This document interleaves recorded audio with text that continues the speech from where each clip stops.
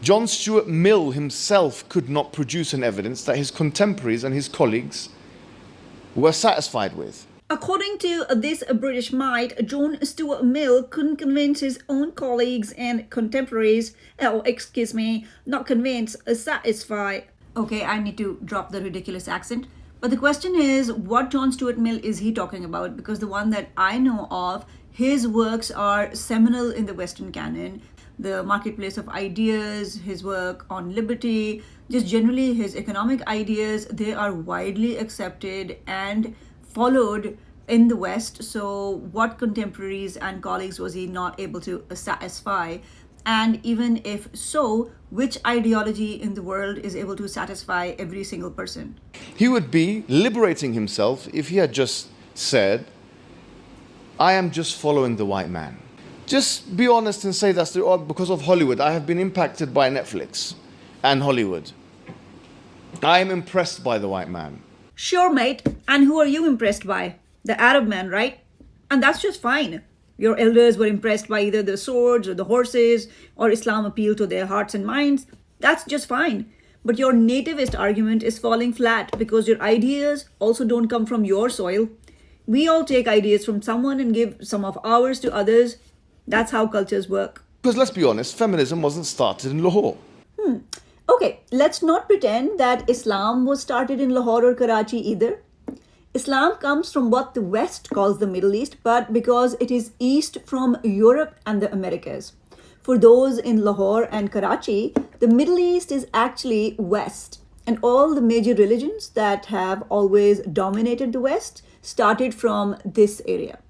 The Abrahamic religions are then essentially Western religions, not Eastern religions. Eastern religions are Jainism, Buddhism, Hinduism, whether or not it was codified in the form it is today. And now, if you look at, for example, Western feminists, compare the amount of time and energy that they have put into abortion issues and equal pay issues with the amount of energy that they have put into the more fundamental human right of the right of life for women in Palestine, in Kashmir, or Uyghur women, or elsewhere. This shows you without a shadow of a doubt that they don't really care about you as much as you care about them. Of course they don't care about me as much as they do about themselves. Why should I beg for their care and attention? Are the other powerful countries in the Middle East coming and saving Palestine? Have you even seen their people protest in the way that at least some Western people are protesting? But this whitewashed man cannot think beyond his white masters, who he is a mental slave to. Even as he pretends to stand against the white man, he is obsessed only with the white man. He doesn't have a single example to give that is non-Western or non-Arab, but pretends he is some kind of nativist maverick in Lahore. Why do you voluntarily want to be a Pajit? No, why? And the one time he does attempt a local reference, he does it all wrong. Because Pajit is a derogatory word often used by Pakistani Muslims for Hindu Indians. Which Westerner calls any Pakistani Muslim Pajit? Matlab, kuch bhi. The white man is not impressed. The native Lahori is not impressed either, sir.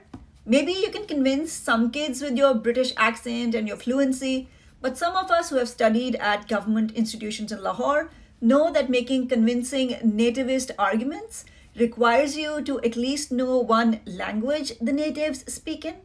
If he saw you on the floor dead, he would have as much care and respect for that image as we have seen he has had for the images of the Palestinian women. Why again does a child at LUMS want to be rescued by the white man? The ideal is that they pick themselves up from the floor themselves instead of looking towards a white savior. The bogeyman of the West only works when you yourself are utterly incapable of helping yourself. This man is obsessed with the West because his monolinguality doesn't allow him to perceive of the world in any way other than Western. He wants to continue instilling a victim complex in Pakistani children because he knows nothing about any of the thinkers these kids descend from. Let me give you an example. और अब मैं उर्दू में बात करूंगी क्योंकि मैं किसी मकसद के तहत तो गोरे की ज़बान सीख और बोल सकती हूँ, लेकिन मैं उसकी ज़बान की गुलाम नहीं हूँ. میں اس کی سوچوں کو سمجھتی پڑھتی ہوں اور اس میں سے جو اچھا لگتا ہے اس سے متاثر بھی ہوتی ہوں، اس لیے کیونکہ مجھے اپنے بزرگوں کی سوچ اور عقل کے بارے میں کوئی کمپلیکس نہیں ہے، میں انہیں بھی پڑھتی ہوں اور ایک مثبت انجام تک پہنچنے کی کوشش کرتی ہوں کہ کیا اچھا ہے اور کیا برا۔ تو مولانا حالی جو ایک عالم دین تھے اور ایک کنزرویٹو تھنکر تھے، بہت بڑے شاعر بھی تھے، وہ غالب کو بہت پسند کرتے تھے، بہت چاہتے تھے۔ ایک دن یہ سوچ کر کہ اگر غالب نے اپنے آپ کو نہ سدھارا تو وہ جنت میں نہیں جا پائیں گے اور اس طرح اگلی دنیا میں وہ غالب کی کمپنی سے محروم ہو جائیں گے، حالی نے انہیں نماز پڑھنے کی تلقین کی۔ غالب نے انہیں کہا کہ مولانا، اگر آپ کو پتہ چل جائے کہ میں کتنا گناہ گار ہوں تو اگلی دنیا میں کیا آپ تو مجھے مسلمانوں کے قبرستان میں بھی جگہ نہ دیں۔